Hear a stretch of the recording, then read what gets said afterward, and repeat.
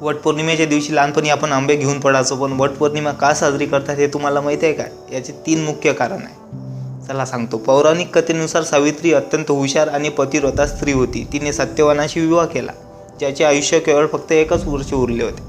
सत्यवानाचा मृत्यू झाल्यानंतर यमराज त्याचे प्राण घेऊन जाऊ लागले. तेव्हा सावित्री निधड्या छातीने यमराजच्या मागे गेली आणि तिच्या निस्सीम भक्तीवर आणि पतिभक्तीवर प्रसन्न होऊन यमराजने तिला 3 वरदान दिले. शेवटच्या वरदानात तिने स्वतःसाठी संतती मागितली, ज्यामुळे यमराजला सत्यवानाचे प्राण परत करणे भाग पडले.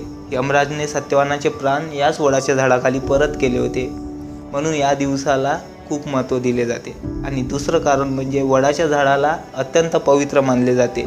या झाडांच्या मुळांमध्ये ब्रह्मा, खोडांमध्ये विष्णू आणि पानांमध्ये शिव वास करतात असे सुद्धा म्हटले जाते. आणि वडाचे झाड शेकडो वर्षे जगते.